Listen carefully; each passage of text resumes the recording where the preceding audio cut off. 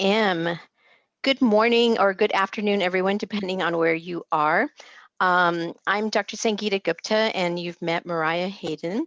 We are the co-founders of this series. Mariah and I started a diversity and cross-cultural summit years and years ago, more than 12 years ago. I think we just were talking about here in Southern California, because there was actually no conference to really talk about these topics. We did that for 5 years, and then she got married and moved back east. And just with recent events over the past year or so, we felt the need to regroup and start another conversation. And our goal with this series is to really look at DEI from a holistic point of view. It's not just something that impacts us at work, it impacts every aspect of our lives. And that was really important to us to approach DEI from this perspective, and to also give everyone tools with which to have the conversations that we are having today, which are very complicated conversations, and really learning how to have them in a respectful manner where we can learn from each other. And so that's actually the topic we kicked off the series with. This is our third in this series. We were doing these monthly. They last about 90 minutes. And just to let everyone know, we are recording them. Today we decided, instead of having a formal speaker presentation, we wanted to hear what your thoughts were, because both of us get approached a lot about different topics, people asking about different things, and just trying to figure out how to have these conversations. So we decided just to have an open session where we can talk about anything and everything that is related to DEI. There is no topic that is off limits today. So we will give you our honest opinions on everything. We hope to have you share your thoughts, your opinions, so that we can just learn from each other. A little bit about myself. I've been in this space for several decades now. With researching and everything, is about 3 decades. And this is really what it drives me, what gets me up in the morning, what I'm passionate about. It's a topic that I feel very deeply about, and I do research and publish and do training and consulting on all of these topics, and they're very near and dear to my heart. Mariah, would you like to introduce yourself? Thank you. Hi, everybody. I am a co-founder here with Sangeeta. Currently, I'm the executive director at New Life Village. So that's a residential community here in Tampa, Florida. And it's a beautifully diverse community. We have about 100 residents, and everybody who lives here is either preventing children from going into foster care or getting them out of foster care.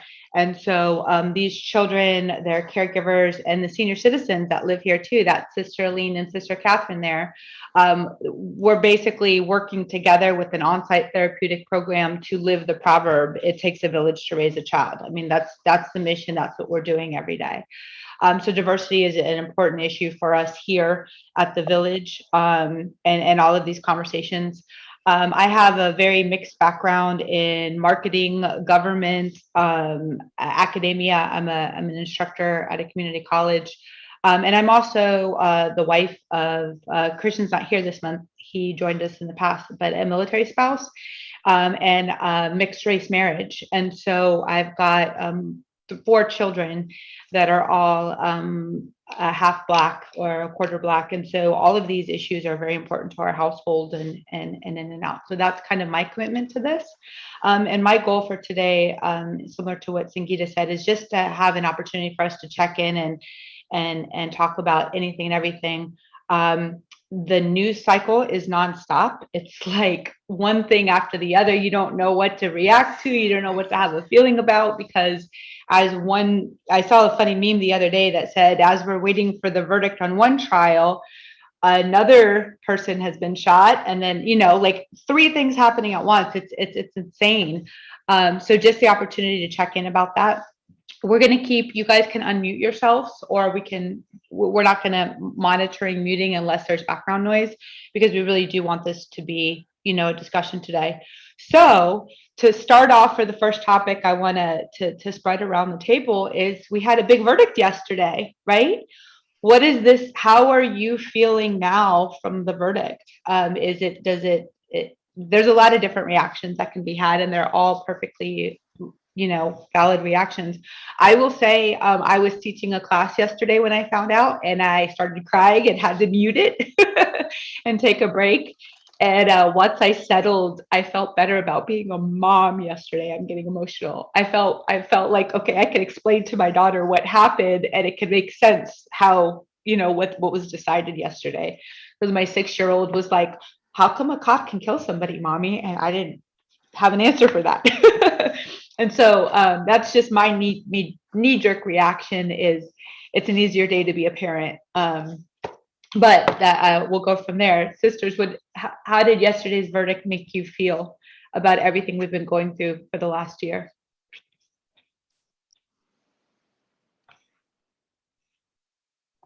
She's got it. Okay, so my first reaction was say, oh, thank you, God, our prayers are answered.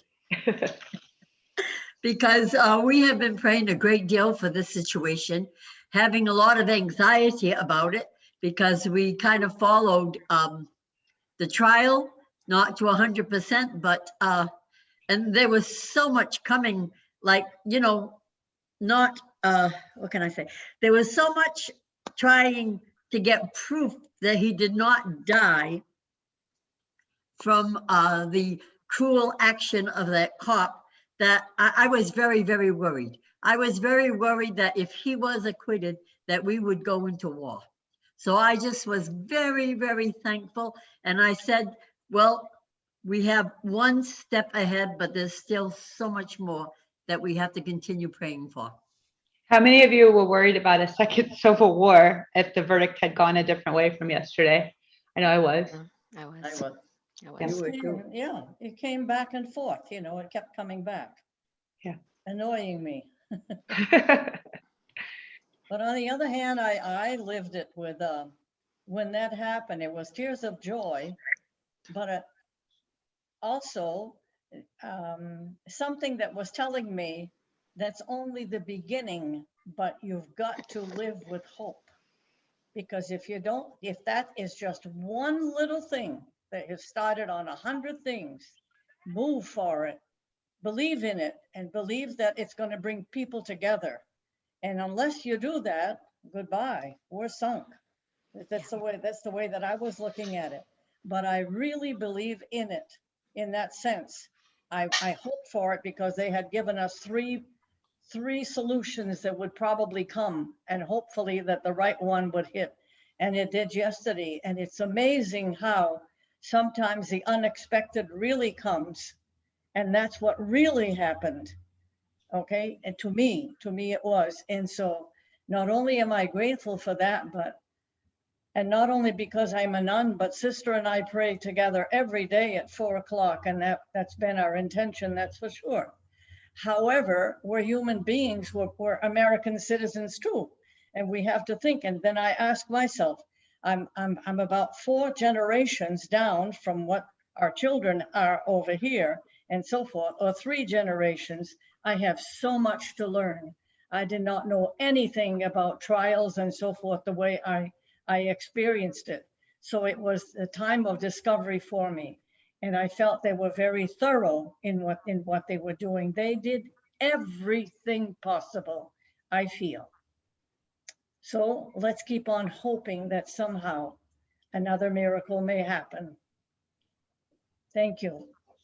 Thank you. Linda, any thoughts? And I don't want to put anybody on the spot. If you're like, no, not really, that's okay. It's just unmuting. I have to say I was pleasantly surprised. I mean, after, watching the trial and seeing that awful video over and over, I really was thinking, how could anyone think that's okay? But then we've been surprised before. So my expectation, actually was not guilty on all 3 counts. So I was surprised, pleasantly so. And then my next feeling was, how will this change these kinds of conversations? How will this change policing practice? I mean, will this, I guess.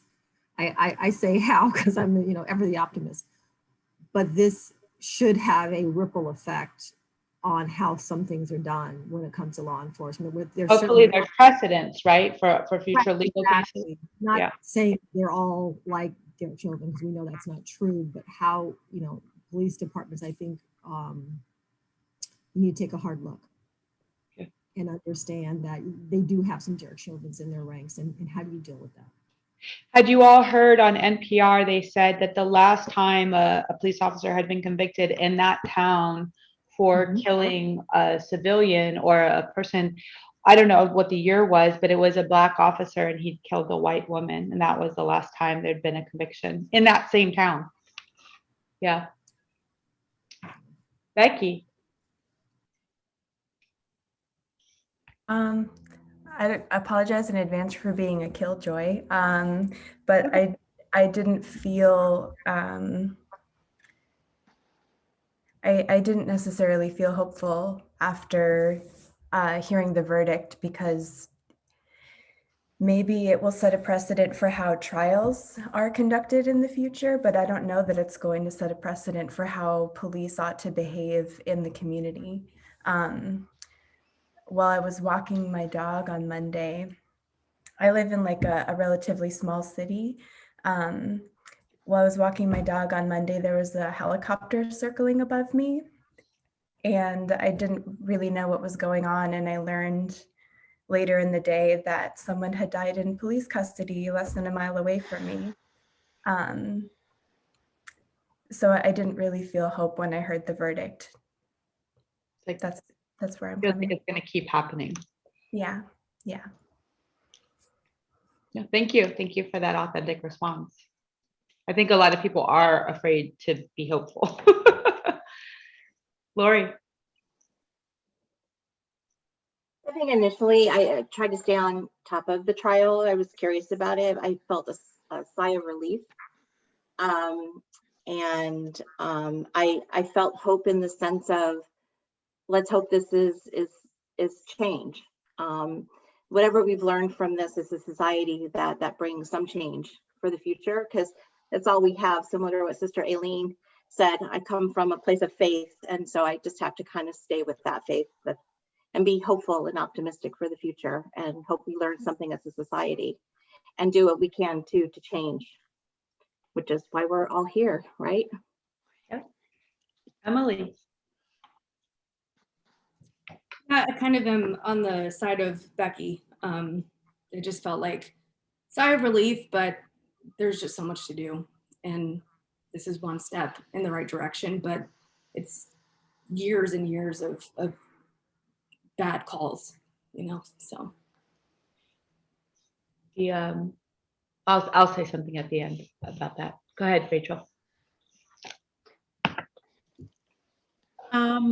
I felt hopeful just about the trial and the outcome of the trial, because it is, at least, there were, I guess, several potential outcomes, because there were several things that could have come back with the 3 different counts. But in my mind, it was either like positive or negative. And so I feel like it's the more positive of them. So just the trial in a vacuum, at least I feel positive about.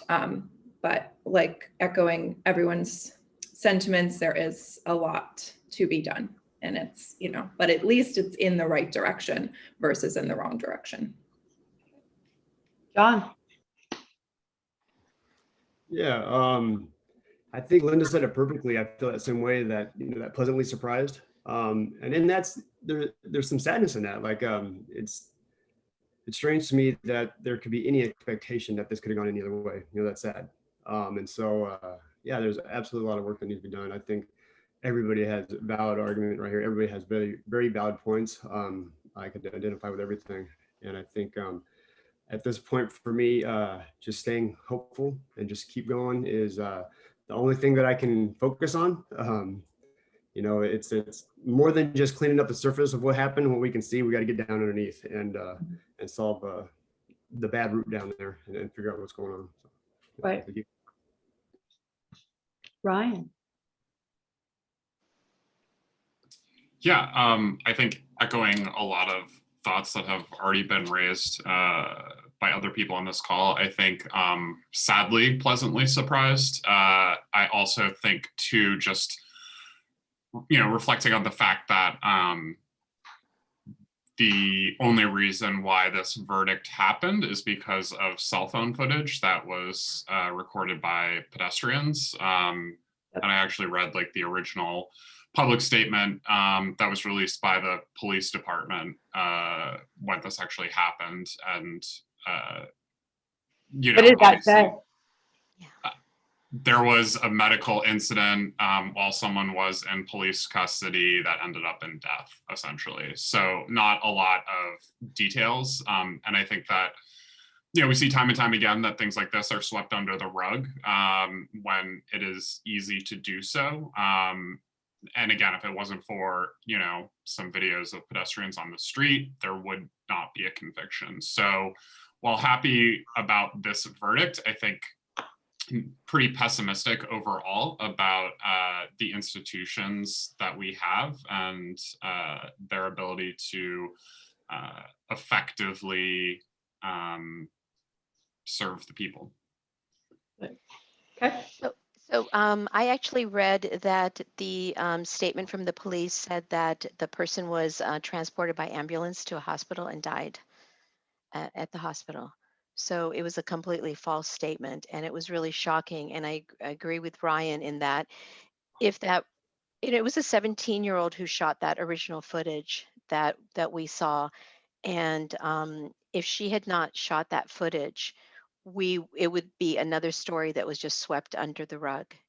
How brave of her, though. I mean, she has to have gotten multiple death threats. Yeah. Well, I'm not sure her name was released until recently. But I mean, I sit there and I think about it. She's only 2 years older than my kids. And the courage that took to not only film it, to make the decision to film it, but then to post it and send a message to the chief of police saying, I have this footage. So I think that without her courage Right. to do this, this would not have been a story. Well, the advent of the body cams, so that if all police departments find the funding for them and implement the usage of them, that could be a step in a positive direction, so that this, you know, they got cameras built in everywhere. It's not perfect, but it's something that could possibly help. Thomas, did you already go? No, I didn't get a chance to yet, but of course I echo a lot of what was said here. And to me, an important point that was made with the verdict was that the police can also be held responsible for these actions, and they're not above the law. And that was a really big point to me. And it was important for this verdict to come out the way it did, to put that out there and perhaps modify some police's behavior, knowing that they can be held responsible in this way. Yeah, I think the breaking of that blue wall of silence, as they call it, was really a huge, huge step. To have the chief of police actually testify and say, you know, this is not the way that they're trained to behave, and this was not an appropriate response, I think is going to make a lot of police departments step back and think, how do we want to address things like this in our own department? Dan. Hi, so I actually was on a Zoom call with a media client when the verdict was rendered.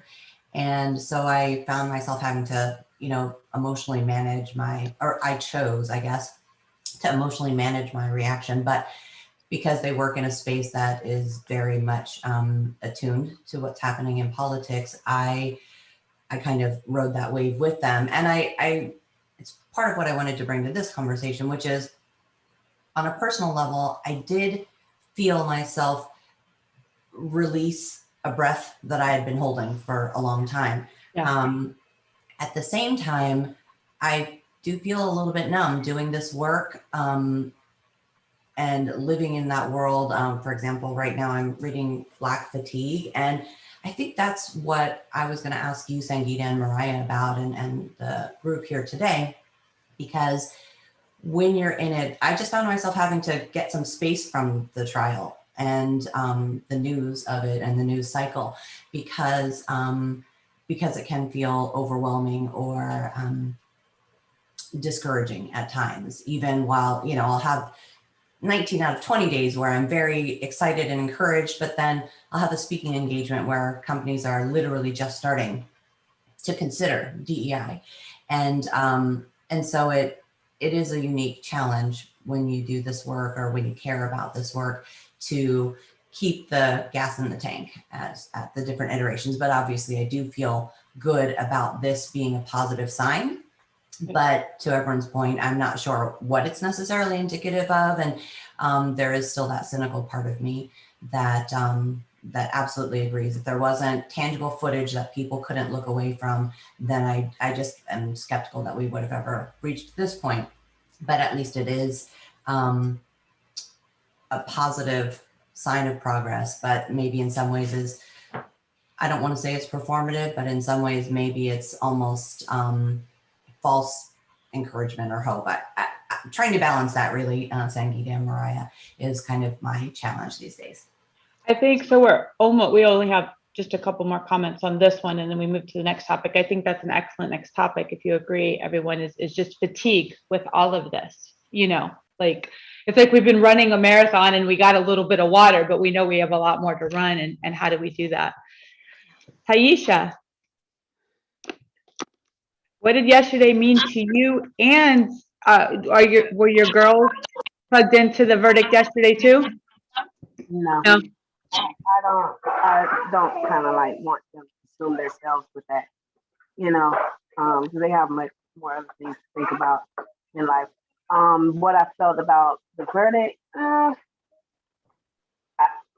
honestly think like it's like they had to say it, you know what I'm saying, to prevent something from happening, because if it went the other way, it would have been a whole another riots going on and things like that. So I think it was good on that end, but I also don't believe that, I think things are changing, but at the same time, I got a guilty verdict here, but then I heard of another officer shoot a 15-year-old girl who called the police because she needed help. And they came to the scene and just shot her 4 times or 5 times instead of investigating what's going on. Was that also in the same department? I don't know if it was in the same department. I don't think it was. I don't think it was the same department. Okay. I know the gun taser one was in the same department, right? Last week? Oh, and that one last week was in Ohio. Okay. Taisha, we lost you.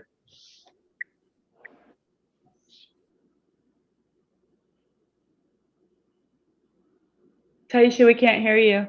Can you guys hear me? We can hear you. Taisha, we can't hear you, Mama.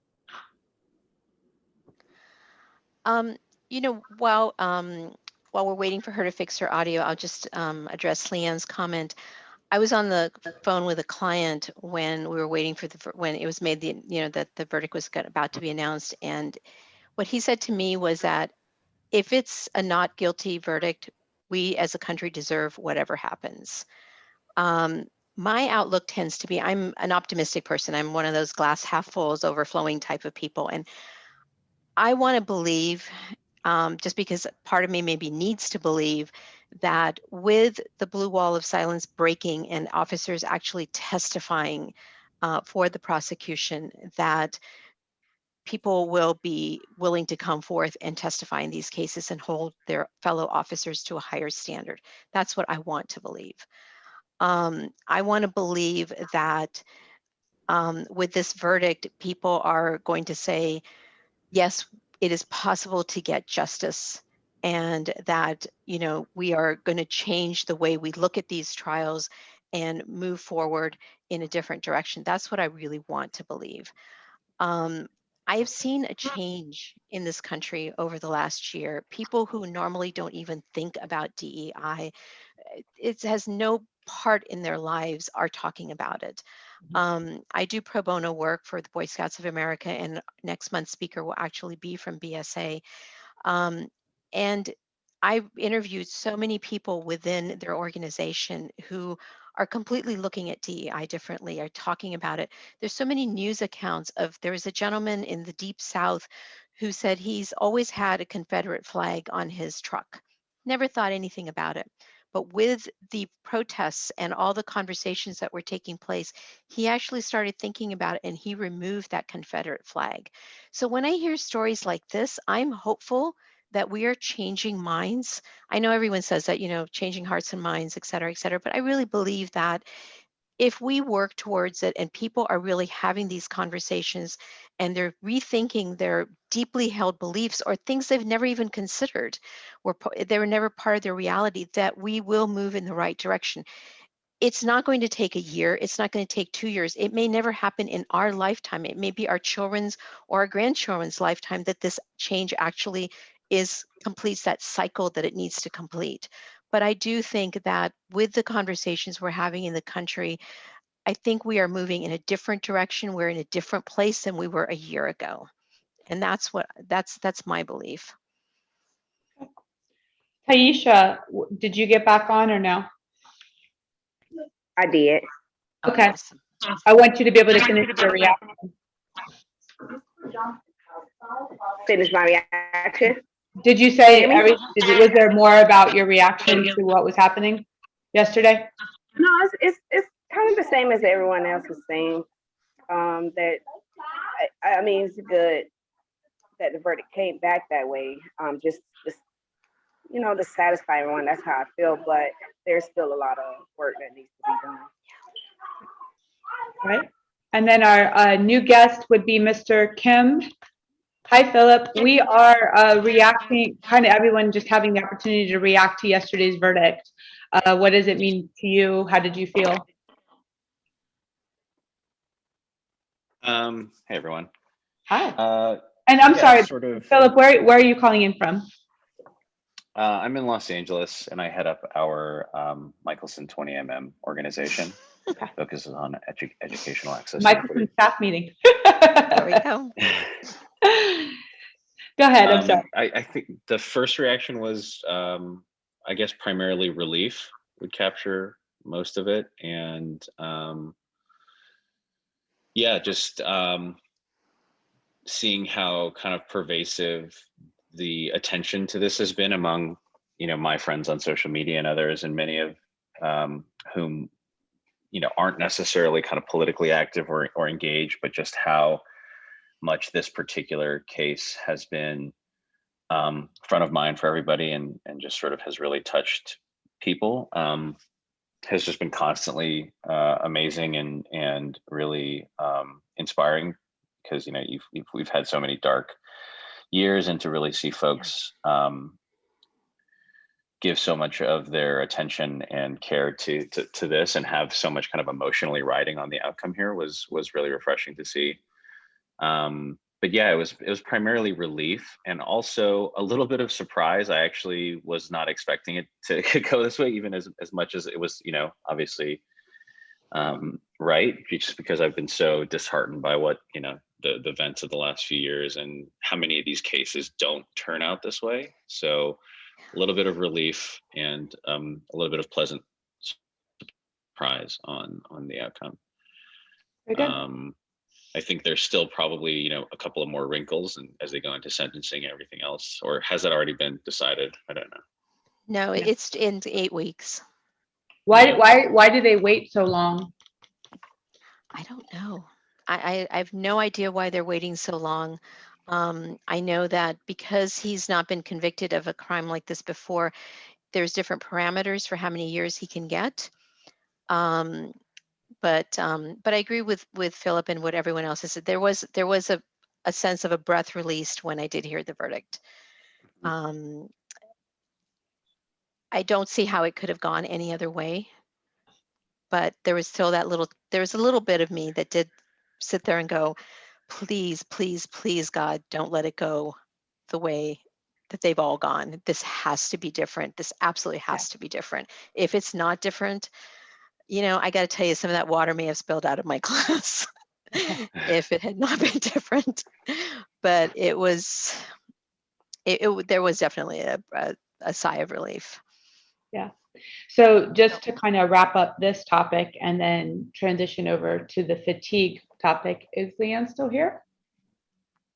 Oh, there you are. Sorry, you moved around. I was like, did she leave? So a little bit of unique perspective. I'm not saying this is the albeit solution, but I was in the San Diego Police Department, the academy, for 6 months a long time ago, and I thought I wanted to be a police officer. So I went through most of the training and got right up to the end. And so the suggestions I think might help fix, because everyone's saying there's more work to be done. I have a theory on how it can be fixed, but it would mean every department everywhere has to do the following things. So the first thing is there's an incredibly long vetting process to get into any police department. There's physical tests, there's psychological tests, there's a battery of multiple interviews. They call people like your mother and your roommate and your ex-boyfriend to get a psychological profile on you, to try to figure, at least San Diego Police Department did. I can't speak for, Minnesota or Ohio or whatever. And I think that there's a lot more that needs to happen in those interviews. And pretests, there's a lot of psychological pretests. Somebody has got to have created a test that can identify racism indicators, because to draw when you think your life is in threat is when they tell you to draw a weapon. So when I went through the firearms training, I was like, hey, can't we just shoot them in the leg or the knee if they're a threat? I was the one that asked that question. And first of all, I was very unpopular. That's why I got out. I was an academic. I was like, there's got to be a better way to do this. And they'd all look at me like, shut up. And they also looked at me like I was a liability, because here I am asking these questions that they thought, because it's very military mentality. You know what I mean? Like if you don't follow protocol, you're going to get one of us killed, lady. And so after 6 months, I learned, okay, this is not the place for me. But I did ask that question, like, if we think somebody's a threat, why can't we just take out their kneecap? You know what I mean? Like, then we're not trying to kill them. And so on one hand, I'm defending some of the police response, because the time you draw and shoot is like seconds. And you don't have time to go, am I being racist right now? Am I being biased right now? Should I really shoot? There's not time for any of that. So what you have to get at with all these police officers is try to weed out who has those implicit biases about other races, right? And there's different ways you can do that. There's testing, there's things in the academy, there's psychological tests. But again, every department would have to do it. But then there's acquired bias, right? So you could go in, let's pretend you're purple. Let's pretend you don't have any ethnic background and you're a purple police officer, and you start doing your job. If enough green people try to kill you and you went into this line of work not having a bias toward green people, you will learn a bias toward green people doing the job. You know what I mean? Like, if enough stuff happens where your life is a threat, you're going to develop biases on the job. So there's the police officers that have implicit biases and racism that they're never going to admit to on a test, but they're buried, and they come out in an emergency situation when they think their life is on the line. And then there's police officers that pick up those biases as they do the job. Has anybody ever seen the movie Crash with Ludacris and Sandra Bullock? Great movie. And they kind of show you how you pick up that as you go. So they have to somehow be able to figure out who already has those biases and not hire them. And then they have to figure out, like, testing as you go along as a police officer, somehow identifying it and getting them off of the force before they can kill somebody with it. And that's not an easy thing to do. You know what I mean? That's how I think the solution is. But it's hard. The other thing, and this may be controversial, but there's a lot of conversation about defunding the police. I personally don't agree with that. I think they need the same amount of funding or more, because they need to hire applicants that have a higher level of education or more qualified applicants, if you will. Right now, you just have to have a GED to be a police officer. So if you can kind of raise the bar with salary and everything else, you can attract a different workforce, if that makes sense. So that's my 2 cents with the police shootings. If everyone said there's more work to be done, we need the police. At least I think so. We need them. How do we get a better equipped force to do that? You know what I mean? Also a force where culturally, if you ask questions like I'm asking now, they don't shun you, which is why I left.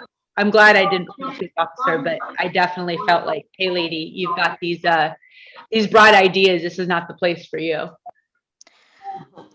I think we need to fund training for the police, and I think we've got to make sure that everybody goes through unconscious bias training, gender bias training, race and ethnicity training. I think those are the minimal trainings that people need to go through to really look at themselves.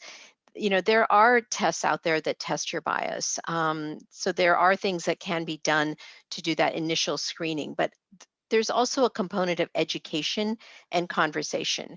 And what I'm hoping is that people will realize, look, we have to, just like in the military, you've got to, what was that movie with Tom Cruise and where it's not just following orders, you also have to use your mind and think about what you have to have the courage of your convictions and do what's morally right. Is that A Few Good Men? Was Tom Cruise in that? Yeah, I think so.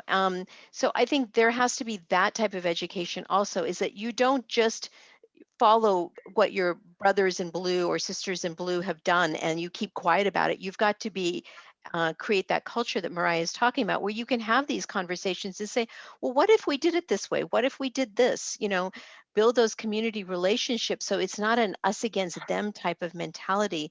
And a lot of that is going to come through education and time and having tools to have these conversations. They also have to be, so Linda will appreciate this being an HR director, they also have to have protection, like a whistleblower protection type of thing, because we've heard a lot of cases where police officers did say something and they ended up fired. You know what I mean? So they have to have like HR protection, as well as that their camaraderies. I mean, it's just like being in the military. It's a pack together. You know, everyone protects each other. So there's the institutional things that have to go into place so that the police officers are protected. If they do, they'll still have a job if they blow the whistle. You know, and that point, you make a very good point. Mariah. There are people that, and I'm not saying that people are in, you know, they put themselves in a box, and, you know, people, the type of candidate, for the most part, that's attracted to police work is probably also attracted to the military and that discipline and that structure.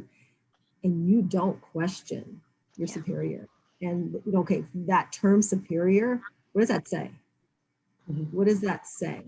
So, but even in the military, my husband was telling me this, even in the military, it's called a not following an unlawful order. They have something in the military that if your commander goes batshit, you know what else, and tells you something you're supposed to do, and you know this is illegal, this you're not supposed to follow it.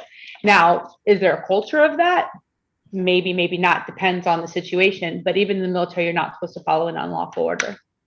Yeah, I think it's conduct unbecoming. That's what I was referring to with that movie. That's what the guy was convicted of it. He said, even though you were following a lawful order, it was conduct unbecoming to an officer.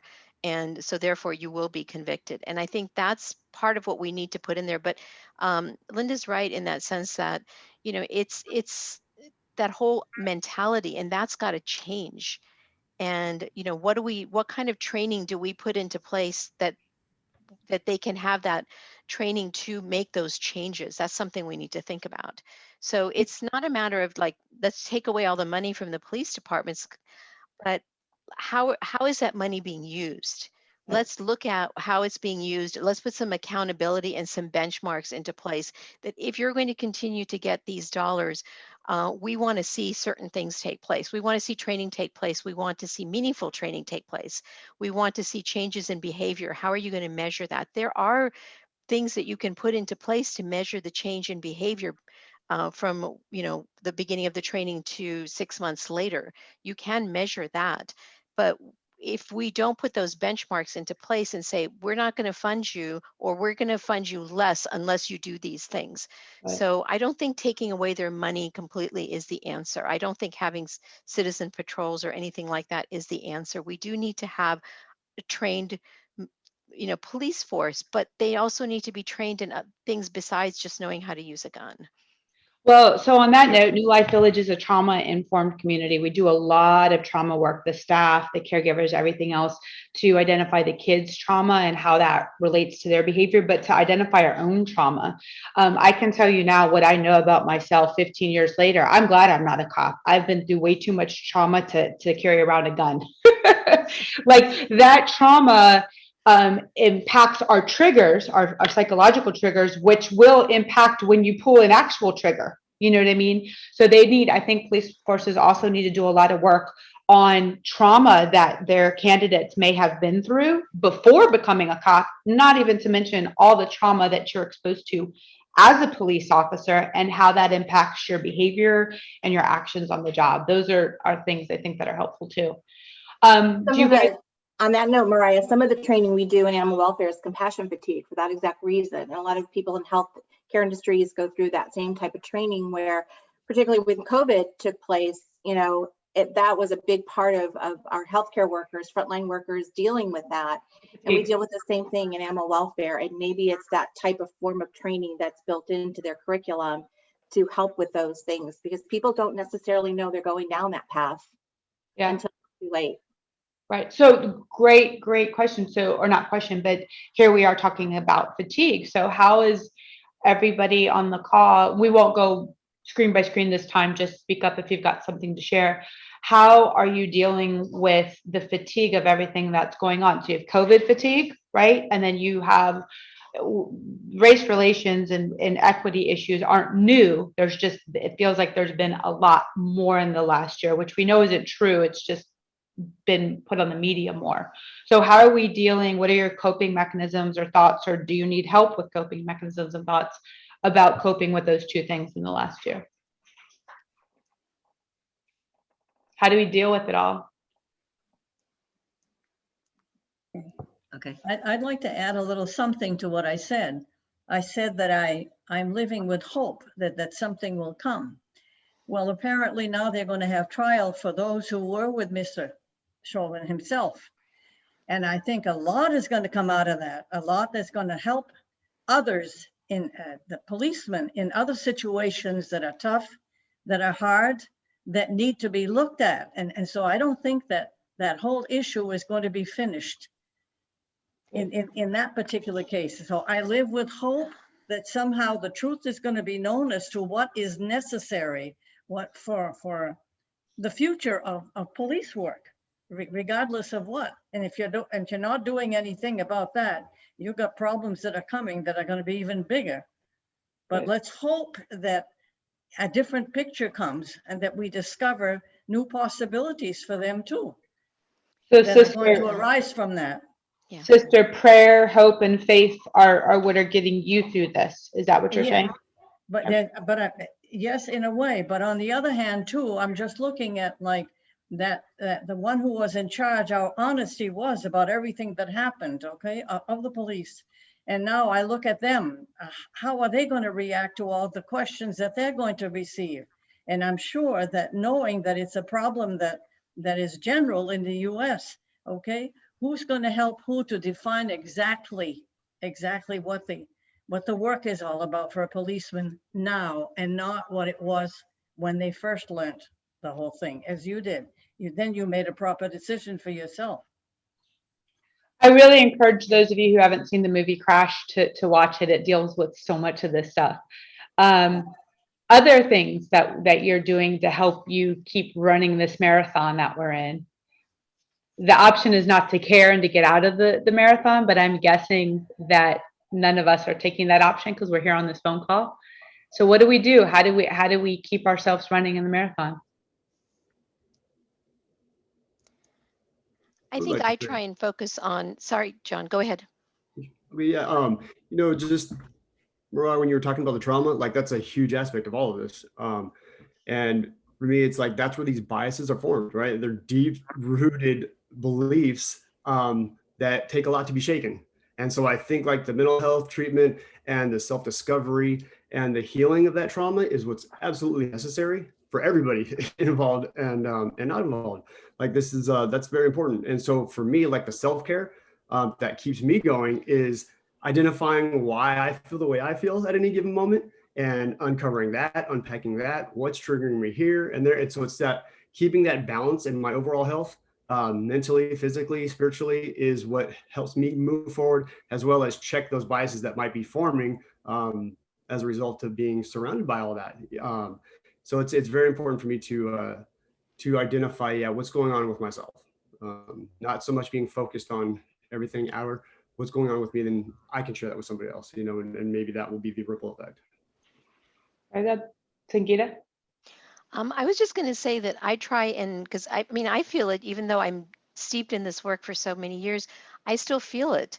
But I try and take hope in the small things that I see, the positive things that I see moving forward, and then doing things like this, where talking to people and exchanging ideas, I feel that that helps me get through the day as well. Philip, were you wanting to say something? You're unmuted. Oh, no, I think it was to maybe Aline's comment earlier about just sort of having hope, and I guess other people have touched on it, but yeah, I think just having it be front of mind and being very deliberate about looking for things that give you hope has been helpful for me. And I think it was last week, it was just there was the consecutive days of mass shootings and all these other things. It was very easy to even become, you know, to the point of fatigue. It was almost like kind of disappointment fatigue, or just being fatigued with constant bad news, and being deliberate about trying to counterbalance that has been helpful for me as a mental exercise. It's numbing. Yeah, I think that was the one thing with the pandemic is we weren't hearing about these mass shootings, and it seems like as we're starting to come out of it, we're just hearing about that. I feel like we're hearing about it almost every other day. There's one. Last week it felt like it was almost every day, and every day. and it was wow, it was hard to hear. The pandemic was the longest span in U.S. history without a mass shooting. Yeah. So which is a crazy statistic. Is this because these logical mass shooters have decided they don't want to get COVID? Like, I don't understand the correlation. It's these people who go and shoot everybody are irrational, but they're afraid of COVID? No, I think there weren't enough high volume, high concentration targets of people for them. So the group of people were inside. Yeah, the targets that makes much more sense to me, because I'm like, what? Yeah, because people were not at work; they were at home, and so they weren't gathering at work. So now, or school, and I don't know. There's a part of me that's like, do we stay at home forever so we don't have these mass shootings? Do we come out of it and tolerate them? You know, it's like not tolerate, but realize that they're happening again, and it's such increasing volume. It just seems like it's much more frequent than it used to be. So this is another level of things that's happening to add to our fatigue. And this year, stress, no matter who you are, where you are, is a traumatic year. You know what I mean? With all these different things happening. For me, with the fatigue, I'll start to feel fatigued and tired and pissed off. And then I feel guilty for feeling that, because I have a lot of close friends. We have a lot of residents and family members that are African American. And I stop and I think to myself, I haven't felt even a brunt of what they've experienced generationally. Like, I don't have to worry that my daughter might get shot by a police officer. That's a completely different experience for them, for generations and generations and generations. And it's generational trauma that just keeps getting passed on. And there's really not a reason to not keep warning your children and not to be afraid. You know what I mean? And so then I feel guilty, which isn't necessarily fair or good for my mental health either. But I do experience guilt. Like, what the hell am I complaining about that I'm tired or frustrated? Like, these people, and I say that with love, these people have figured out how to be really strong, move forward, do their best, raise their children, and seriously live in fear on top of the fatigue. So that's kind of where my brain goes when I feel tired. Like, I tell myself, shut up, Mariah, you have nothing to be tired about. You know what I mean? And keep finding my way to be an advocate for it. But I will tell you, people aren't quiet anymore, whether they're racist or whether, regardless on what side of the street they have a sign for, people aren't quiet anymore. People are like, oh, racism was on the rise again. No. People aren't afraid to fly the flags now again. And while that's scary, I much prefer it not to be quiet. I prefer to know how people feel, what's going on. There's so much conversation right now, and that gives me hope. That period of time, kind of, you had the civil rights movement and a lot of things happen, and then there's kind of been a couple decades where stuff was still happening, but there wasn't this loud conversation. You know what I mean? And to me, the louder conversation seems newer. I feel much more comfortable in the chaos of this conversation because now we're talking, now we're identifying, now we know there's still another pandemic, right? A racial pandemic, and that we have to do something about it. So that gives me energy that, like, no, it's good. We're dealing with it. It's not being swept under the rug. When it will be dealt with, I don't know. Have to keep running that race, but at least we know it's in front of us. It's not under the rug. Does that make sense? Yes, and I'll pick up on that because even though I know I'm the one who is talking about fatigue, one of the things that I do, because I really, to your point, Mariah, I don't feel that I have the luxury of sitting out of the conversation or letting myself, sometimes I'll have a day or two and just let myself be in the feelings. But I really will go back and watch like Jane Elliott videos where I am reminded that people don't have the luxury. That is actually part of the fundamental definition of privilege. The idea that you can say, man, this is too tough. I'm going to sit it out. So picking up on what John said earlier, also what I do is fatigue to me is a little bit like bias, where it doesn't necessarily happen all at once. It kind of is an exposure thing. It's like a gaslighting thing. Like you get a little bit fatigued each day and then you find like, okay, now I feel like I have to crash for the weekend. So I do try to be mindful of it. And when I know that there are certain things that get my blood boiling in a good way, then I use those. And that's why I do keep myself in the literature and the podcasts that will remind me why it's so important to stay in it and to have those tough, brave conversations and just to gather with other people doing similar work. How many of you, go ahead, Sangeeta, I'm sorry. I was just going to say, Linda, do you have your hand up? She said she'll be right back. Oh, okay. Okay. So how many of you, either you could raise your hand because this is you, or you know somebody, a friend, a relative, or somebody, it's kind of like the recycling thing. Like, I'm not going to bother recycling my bottle of water because my one little bottle of water is not going to make a difference. So why even try to take this on? How many of you kind of know somebody with that same mentality? Like, this is way bigger than me. There's nothing I can do to impact this. So I'm just not going to deal with it or talk about it at all because it's too big. I think that attitude used to be more prevalent than a year ago. But I think this is what I'm seeing, at least within the last year, people have become more aware that if you don't say something, if you don't take a stance and make a public stance of what you feel, then you're not part of the solution. That people are expecting, you need to say something. I get emails from people who are like, hey, this was in the news. Can you write something on this? Can you comment on this?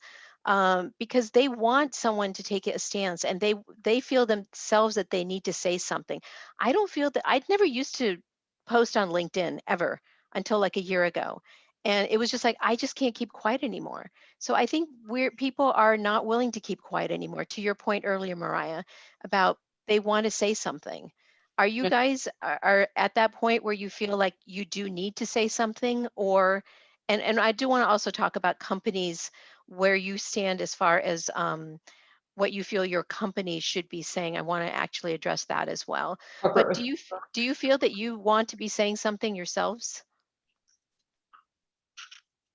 Just unmute you. Can they just unmute themselves? Yeah, everybody can. Go ahead. I will say saying something is hard. It is hard. Especially if it's on social media, you're liable to get your butt kicked.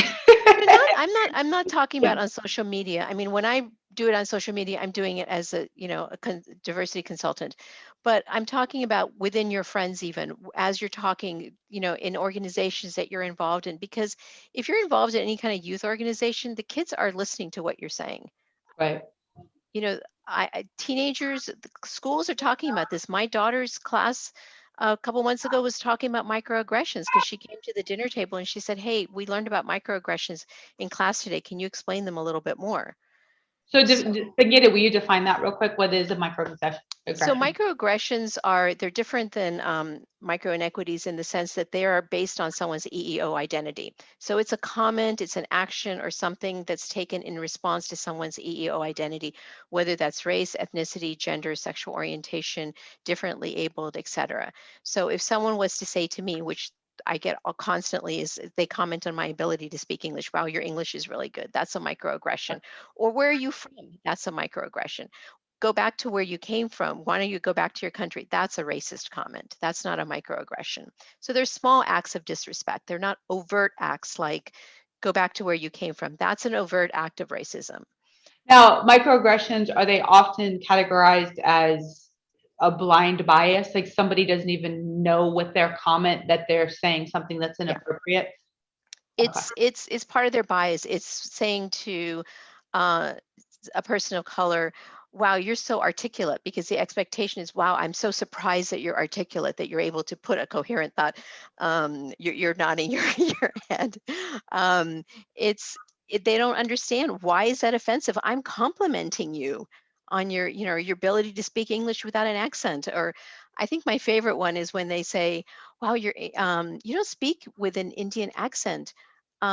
No offense. I mean, it's not a bad thing to have an Indian accent. It's actually nice. I like the Indian accent. And then they're like, if you start a sentence with no offense, then and then they just kind of dig themselves in deeper and deeper and deeper until they just really need to be quiet. But so microaggressions are small acts of disrespect based on a person's EEO identity. And people think, wow, what's the big deal? Why are you so sensitive? And it's not a matter of being sensitive. Microaggressions, when they build up over time, have the same impact on a person as overt acts of racism. Yeah. So we need to really try and work on eliminating them from our culture and everything. And that's where you can be an ally and you can step in. If someone is saying something, or you can step into that conversation and support the person. And that's a micro affirmation, is being an ally and supporting them, things like that. So a very common thing that happens to women in meetings is we get interrupted, man-interrupting. And so if you see that happening, you can be an ally and step in and say, hey, I think Susan was trying to say something. Let's give her a chance to finish her thought. Or before we go on, let's let Susan finish her thought. If you say something like that, then you're being an ally. And those are things that we can do on an individual basis, on a daily basis, that kind of helps change our environment and let people know that, hey, we see something that's not right. Here's what we can do to try and change it. And that in itself can help with this fatigue that a lot of us are feeling. What are some microaggressions that are said to you guys on the call? Everyone has different backgrounds and everybody gets microaggressions, whether you're Caucasian. Go, Taisha. Like, I'll go first. I'm like, Taisha, I want to talk. Oh, sorry, you're talking? What are stupid things people say to you? Okay, so like my biggest one is when I could see other girls. And I would take them, to amusement parks and things like that, or people see us in the store. They'll stop me and be like, oh, they behave so well. They're so well mannered. Aisha has 3 adopted daughters, everybody. Yeah. I'm like, well, how are they supposed to behave? I started to ask people that back. Well, how are they supposed to behave? Yeah. Right. And I'm like, they're not acting different from what your children are acting like. Like, how are mine supposed to behave to where you have to come to me and stop me and tell me, oh, they behave so well? So your 3 daughters are African American. Are the people saying this commentary not also are they predominantly Caucasian, or do you get it from Black folks too? No, predominantly Caucasian. Okay, that's a like good when one. I go places, when I take them to like different places like amusement parks or places where there's not a lot of African American people, I like to take them to diverse areas, expose them to things that we don't see because we so confined in certain areas, And when I do that, it's another one, just like when I just came to Colorado and we are up there and I'm walking down the street with a group of friends, mixed mixed friendships, Puerto Rican, white, black, African, mixed. But the looks that people give us, like we had this couple, they were walking, they literally crossed the street and turned and looked at us like, I'm like, what? We can't be here too? Like, we paid our money too. It's the same, you know. You get those, but I think people do it unconsciously and don't realize it. You know what I mean? Or Yeah. I don't know. It's unconscious bias. It's not done from a place of wanting to be mean. It's not understanding why it's offensive. So when they keep saying to me, "Where are you from?" It's like, well, I'm from Southern California. No, where are you really from? I'm really from Southern California. What they're asking someone when they keep asking that is, you look different. You must not be an American. Or when they compliment me on my English, it's like, well, you look different, so we don't expect you to speak English properly or speak without an accent. And the fact that I do is surprising to people. So unless someone wants to talk further about microaggressions, there's two other things that I think might be interesting for us to cover. This is your time, so please feel free. If there's something else you want to talk about, either chat it to Mariah and I directly, or just chat it to everyone, or just unmute yourself and say it. But I want to ask, what are you all reading? Because I know that part of the reason you're here is to increase your knowledge on this topic. So I want to ask you, what are you reading? So we can share with each other. And then the other thing that I would like to ask you is that, what are some of the topics you would like us to cover in future talks? We do have someone coming from Boy Scouts of America next month, and she's going to be talking about how do you create an effective diversity program? What are some of the things that they looked at, and how did they work on trying to create a better working environment for them? So it's tips for not only people within organizations who are trying to do it, but also for employees, like what are some of the things you would like to see in a program? And then in June, we're talking about inclusion in K through 12, classrooms. What are some of the things that we would like our kids to be taught in school?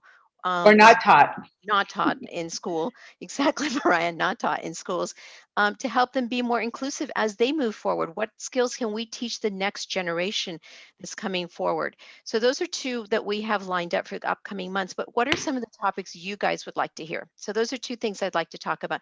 So first, let's talk about, what are you guys reading or watching that is helping you increase your understanding on all of these subjects? Who wants to go first?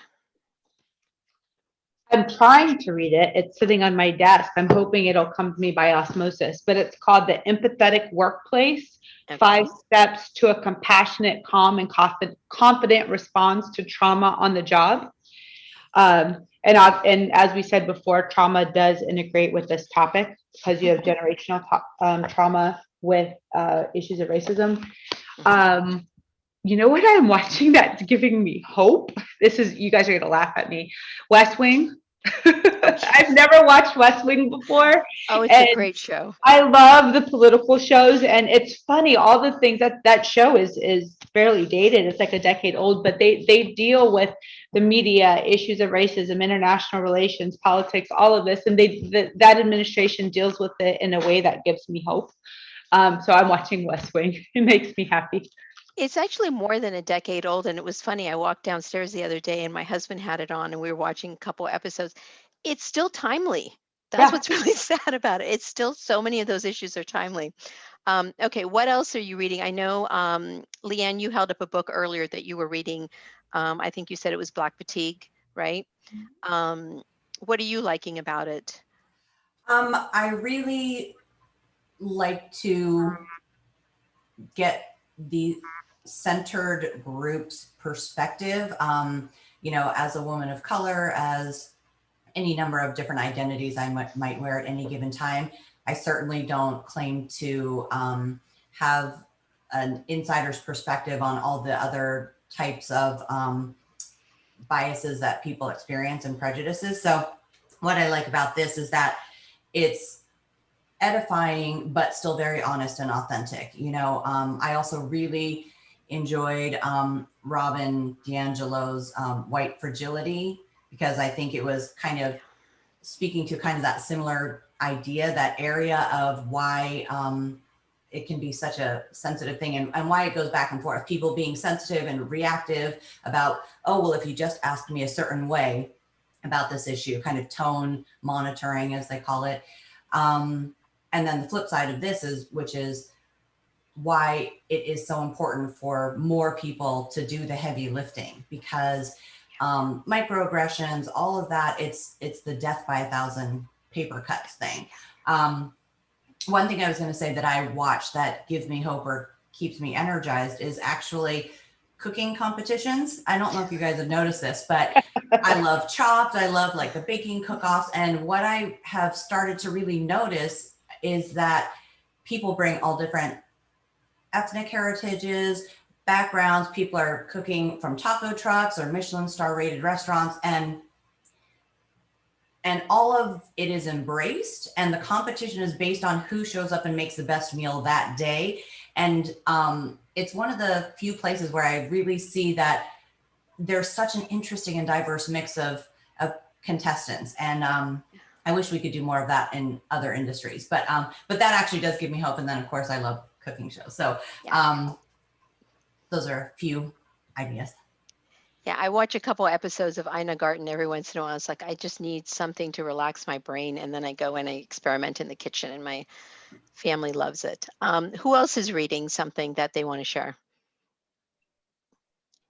I started reading Lies My Teacher Told Us, or Told Me. And it's just it's really short snippets of things that you were taught in class really quickly, but it was a way that kind of revisionist history that kind of put white people at the helm of it versus what actually happened. So it's really interesting.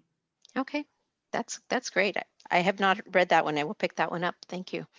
I'm sorry. Anyone else? I didn't hear you, Emily. What are you reading? It's called Lies My Teacher Told Me. Ah, thank you. Philip, did you have one you wanted to share? Yeah, just an interesting one. I just started watching only one episode into the 4-part series, but it's a new documentary on HBO called Exterminate All the Brutes, which explores— Exterminate all the what? All the Brutes, BRUTES. Okay. And it's sort of a deep dive into into world history, and it's tying into kind of the current white supremacy movement, but it looks at civilization and colonialization and how it's all sort of rooted in that and more interconnected than we ever really think in the present moment. Mm-hmm. But it's a pretty well-made series so far. As I said, I'm only 25% in, but so far recommended. Similarly, actually, also on HBO, there was a doc on QAnon, which is a different, entirely different, obviously more politically anchored view of kind of white supremacy and things in the US. But that was also pretty enlightening, more just a pure entertaining way of understanding kind of the absurdity of collective thought and how some of these ridiculous things that, we sit as individuals and can't really wrap our heads around, entire groups, millions of people can kind of band together and stop thinking really and move as sort of, without much critical thought to what's going on. But that's another interesting one, and just sort of a peek into some of the crazy mechanisms that drive these large scale social movements that you've seen. Okay. Ryan, do you have something? Yeah, Emily actually took one of mine, but I strongly echo Lies My Teacher Told Me. It's an excellent read and does a great job of sort of giving a better understanding of why Western European culture is so centric in American history classes in high school. The other book that I would recommend is How to Be an Anti-Racist. A lot of just really good tips and thinking and mindset and also facts throughout that. And then on a watching side of things, not as I think historically factual or sort of kind of deep in the issue, but I think a show that touches on a lot of themes when it comes to race and things like that is Lovecraft Country, which is kind of a science fiction show based in the 50s on HBO, but it sort of follows a Black family and kind of the trials and tribulations that they've had to go through, both in that current time period and then kind of historically as well. It's really good. When you said that, that reminded me, if you guys have not seen the movie Hidden Figures, You absolutely have to see that. And if if it's been a while since you've seen it, see it again with all of the current conversations we've been having, and you'll pick up even more stuff. That's a movie that we've watched with our kids at least 3 or 4 times, and each time we pick up more things that happen. So that's a really good show. Anybody What else? about the one with the map or the book, when they're driving in the car on the trip, and it's like what's it called? It's a recent movie. The Green Book? The Green Book. Yeah, that's a good one too. Book. Real quick, I just ran across an article. I'm putting it in the chat, and it's called Trial by Trauma, and it basically kind of looks at what just happened, with the trial, but through a trauma lens, and very much kind of echoes Taisha's response to the verdict. So it's an interesting article. I just posted it for everybody. Okay. Linda, are you reading anything? Because you're always reading something. I listen to audiobooks more than I read. I haven't, the last thing I listened to, and it was a while ago, that I just still think is very profound, was the podcast 1619, which was absolutely mind-boggling, because so much of that history that was just never taught in school, as we've already mentioned.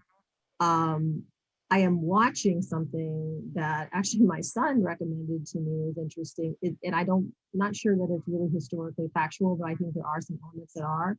It's, I believe, an Amazon show called Them, and it is about a African American family moving into Compton in the early, I guess in the late 50s. I want to say, when a lot of African Americans left the South and moved north and west for jobs and whatever. And he is the only African American engineer at work, and they are the only African American family on the street.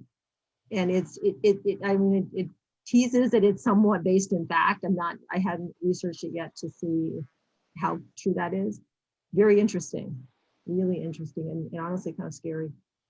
Yeah, that was a real experience. At that time, Compton was not as racially diverse as it is today. Compton is, part of in suburb in LA County. Just for those of you who are not familiar with it, that now is very, very predominantly, I would say, Hispanic and African American. At that time, it wasn't. So, kind of an interesting look at what it was like for people that were the pioneers in breaking ground and being the only one. So, John. Yeah, thank you. I'm reading The Untethered Soul, and that book doesn't specifically highlight or talk about like this subject in particular. However, it does help with like the undercurrent of things that aren't spoken about. So for me, it's about being aware of my internal dialogue and what goes on in my head daily. Where are my thoughts at? Because that's kind of what's generating my response to things. And so that I've noticed has been really helpful for me, because I myself was one who didn't do anything for a long time, not out of fear or because I was on one side or the other, but because I felt that, well, it doesn't apply to me, so I don't need to do anything. I'll just kind of step back. I'm not either way. I'm not racist, and I'm not being attacked, so I'll just not do anything. And so catching that and being aware of that was a big thing for me, and being able to now put that into action, because I always say, well, since I'm not involved, I don't have to do anything, but now I adopt to, if I'm not part of the solution or part of the problem, right? And so I'm absolutely aware of that now. And so that's what I'm trying to do, is just really pay attention to that, my own thoughts, and where's that going? Because, my energy will flow where my focus goes. So I have to really be mindful of that. Thank you for sharing that. I appreciate your authenticity. Yeah. And I think that's one of the things that actually does give me hope and keep my glass, that half full glass that I was talking about earlier, is that people who normally would not be thinking about this, like you, who are saying, well, it doesn't really apply to me, so it doesn't really affect me, are realizing that the whole concept of racism and how we address it in this country is not something for Black people, brown people, for Asians, for Latinos, for people from the Middle East. It's not for that group of people to address. It is for every single one of us to address as Americans. Every single one of the 330 million people we have in this country, everybody needs to address it, whether you're a child and learning about it in school. And that was one of the reasons we wanted to cover the K through 12 inclusion was, what are our kids learning? You know, how can we impact that as citizens, whether we have children or not? You know, we have a school board and we have a voice in the school board because we pay taxes to that school board. And so we need to speak up and say, wait a minute, what are you teaching in the classrooms? You know, we want to make sure that it's being taught accurately, et cetera.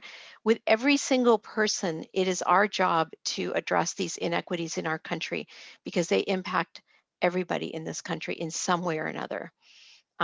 So I think that that's one of the things that's giving me hope is the level of engagement of people that who were never engaged before. So, Lori, are you reading anything new that you want to share or anything interesting? It doesn't have to be new, but anything interesting?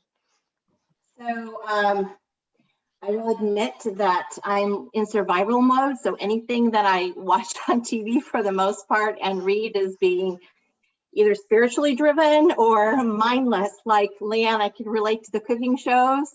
I've never watched so many Chopped and Tournament of whatever that show is, and lakefront properties in my lifetime, and with the bits of news here and there and keeping up on the trial. But I've really been trying to focus on other aspects of my brain. And that's perfectly fine. There's nothing wrong with that at all, because we've got to do what feels right for us. There are weekends where I don't want anything. I don't want to hear about any of this.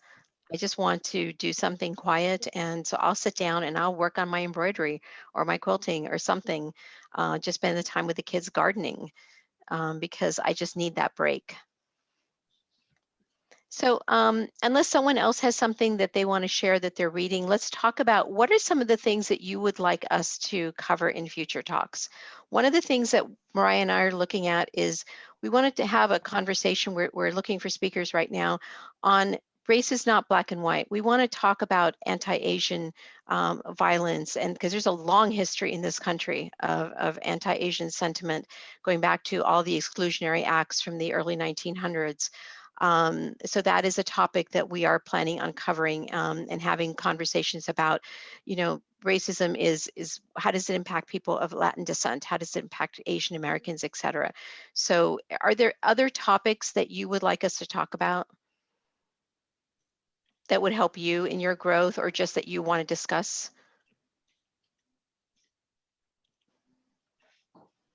No. No? You love everything we're doing?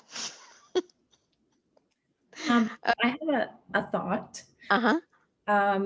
I really appreciate getting like, I think all of this context and discussion is very helpful, but I think the more sort of concrete everyday actions also that we can weave in, like what can we be doing on a daily basis to sort of advance momentum. Okay. Any way to weave those in. I know we talk about them sometimes, but I always really appreciate those, like knowing actionable steps. So tactical takeaways. What are tactical takeaways from today that anybody got? Did anybody? We failed to do this today. So let me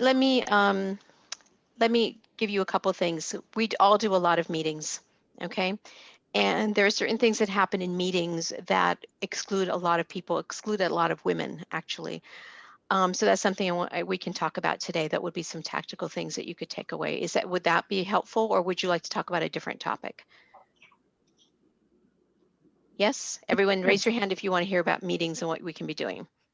I do think that's helpful. And again, from my perspective, it's how do I start that conversation in an organization? And I know that's going to be the topic, I think you said next month, but those, you know, little tidbits of wisdom of what the small things that can be done. I think that's important. So yeah, let's talk about meetings and how we can recognize our meetings. All right, so then we'll do this real quick since we just have like 5 minutes left. So I talked about man-interrupting is something that happens a lot to women. So what the men on this call can do is, if you see it happening, step in and just say something like, I think Leanne was trying to finish her thought. Can we let her finish? So that's something that men can do. Women, you can do it for each other as well. So keep an eye on if you see things like that happening, step in. Another thing that happens is a term called bropriating. And what that means is that a woman states an idea and no one really pays attention. Man restates that same idea within a few minutes, and suddenly it's like, wow, that's a great idea, John. Did you just say broke? What is it? It's called bropriating. So appropriating, but bro, with the bro in front of it. So bropriating. Yeah, so if you see that happening, again, women, call it out. And especially if you're in a position of power, if you're the highest at the table, you're in a position where you can call something like that out. Men, if you see each other doing it, first of all, check within yourself. Have you ever done it? And if you have, stop doing it. If you see another man doing it, saying, hey, you know what, John, that's a great amplification of what Becky just said. Thanks for doing that. Becky, do you want to elaborate further on your point? Cite your original source. So that's how you as a man or as a woman can step in when you see bropriating taking place. So these are two things right off the top of my head that you can be doing at meetings. A third real quick thing is make sure everyone has a seat at the table. If you are leading a meeting, make sure that you include everyone at the table. And the fourth real quick tip is if you are leading the meeting, state your opinion last, because otherwise you get, for those of you at Michelson's who have finished my modules, what do you get? You get conformity bias, right? So don't state your opinion, because the people who are below you in rank are going to feel pressure to conform. So make sure that you state your opinion last. Okay, so those are 4 quick tips for a meeting. And then Linda, you were asking about how do you start this conversation in an organization? You could actually start it by having a session just like we're doing today. Is it, hey, you know, we as an organization want to create an environment for you that is comfortable, where you feel safe to have these conversations. So we would like to either, if you feel comfortable doing it yourself, go ahead and facilitate yourself, or bring someone in to facilitate it. That takes some of the pressure off of you to do it, but have them come in and lead a discussion and say, here's some topics, and you can ask for questions ahead of time and say, you know, here's some questions that we know as an organization we have, our employees have. We're going to bring someone in to talk about it, or I feel comfortable enough leading the conversation myself. That's how you start the conversation within your organization, is just starting it. Okay. So any other quick tips that we can give you? Because that is something, I forgot to mention this at the top of the hour, or I guess it's top of the 90 minutes, was that's one of the things we really want you guys to feel like you're taking something away from here that you can apply. So do you have any other questions that we can give you some tips on? I have a quick tip. Sure.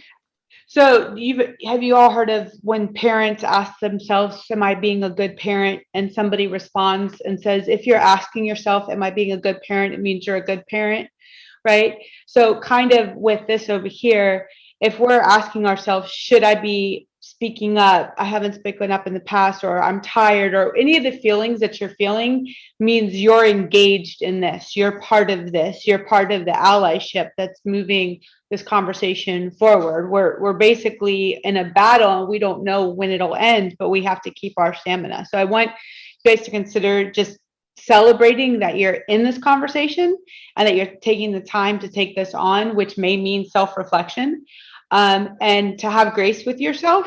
None of us can do it by ourselves, and it's eating an elephant bite by bite. It's going to be a long run.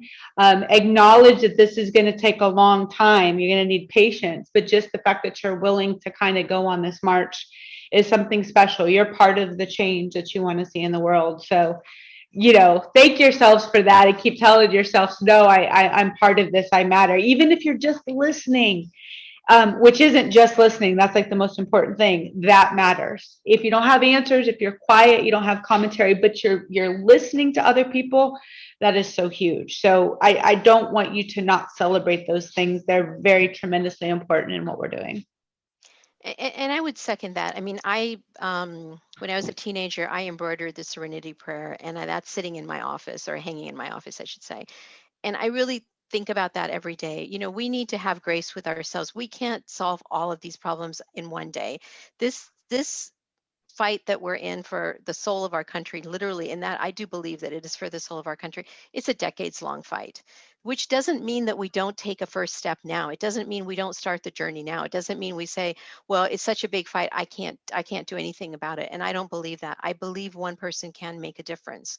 And so Decades I think, going forward, but it's been yes, centuries going backwards. yes, exactly. So we have this journey that we're on, that all of us are on, that all of us are part of, that all of us can have impact on this situation that's in our country, whether we do it in a meeting, whether we do it in our homes, whether we do it in our communities. I actually would challenge you to do it in all areas, which is back to our holistic approach of how we think about DEI, is do it in all of these areas of your life. And then at the end of the day, think about, wow, I did this, I did this, I did this. Or, you know what, I was in this situation, I wasn't sure how to do it, how to handle it, but now that I've had a chance to think about it, this is how I would do it moving forward.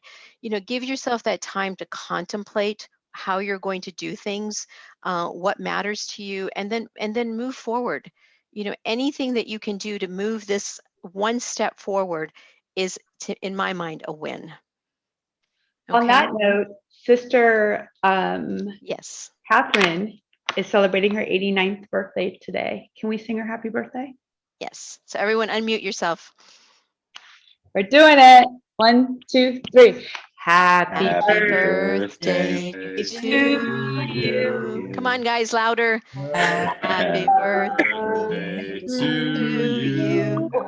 Happy birthday, dear Sister Catherine. Happy birthday to you. Congratulations. 89 years old today. Wow, what a blessing. 89 years young. Young. Yeah. There you go. 89 Young. years young. That's right. Okay. Everyone, thank you so much. I'll celebrate tonight at 8:45. That's the exact hour that I was born. There you go. 8:45, join me, folks. We will. We will. I'll be thinking of you at 5:45 my time. There you go. Sangeeta, when do we meet? Thank you, Mariah and Sangeeta.